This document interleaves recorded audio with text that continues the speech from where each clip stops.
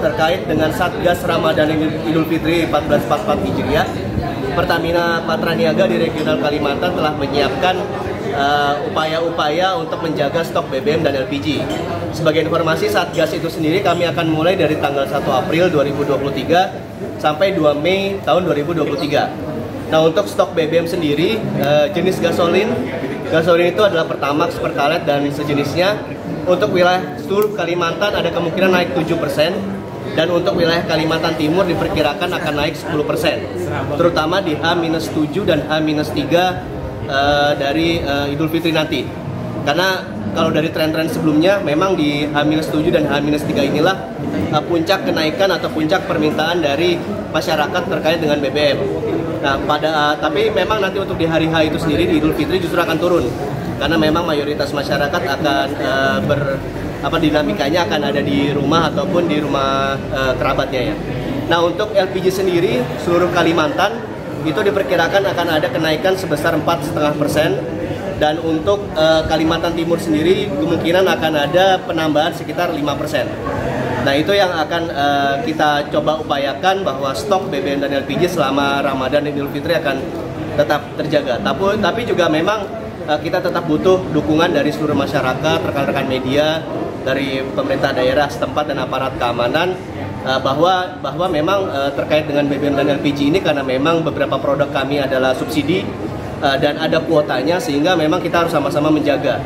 Jangan sampai mereka yang konsumen-konsumen yang sebenarnya tidak berhak untuk menggunakan itu malah menggunakan BBM bersubsidi ataupun LPG bersubsidi. Dipastikan aman, Pak ya? Iya. Jumlahnya ini berapa kan? Berapa kiloliter dan berapa? Oh ya, kalau jumlah nanti mungkin akan dirilis ya. Ada dirilis, karena angka detailnya saya kurang ingat, karena sudah dirilis, nanti kita akan sampaikan melalui rilis.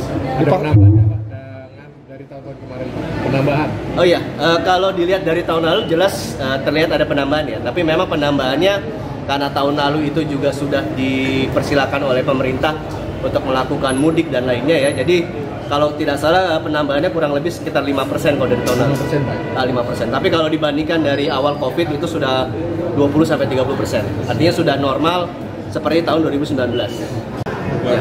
Nah, khusus untuk Kalimantan ini sendiri, karena kita melihat ya peredaran atau distribusi produk-produk kami ini kan masih menggunakan mobil tangki ya. Dan mobil tangki ini pasti menggunakan jalur darat.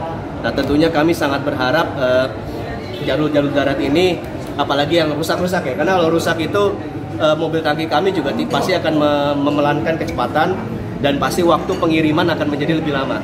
Nah, inilah yang sering terjadi, bahwa beberapa SPBU sering kosong. Itu sebenarnya bukan tidak ada stok, tapi memang mobilnya masih perjalanan, dan banyak sekali kejadian agak sedikit tertunda dari jadwal semestinya.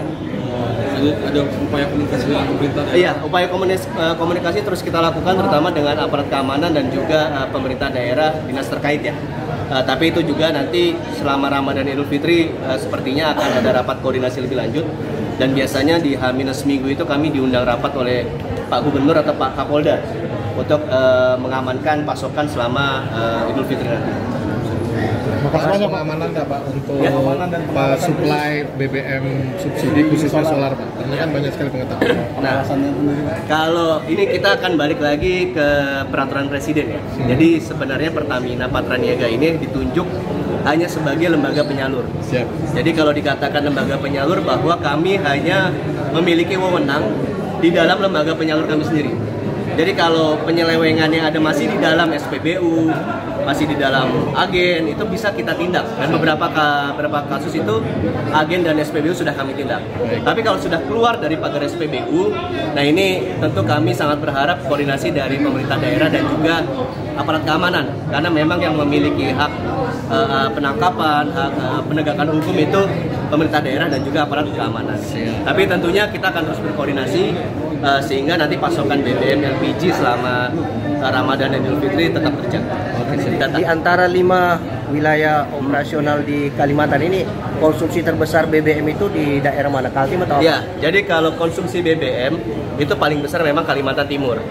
Ini terlihat dari pajak bahan bakar kendaraan bermotor di 5 provinsi Kalimantan. Paling terbesar adalah Kalimantan Timur, di mana tahun 2022 Pertamina menyetorkan sekitar 2 triliun lebih.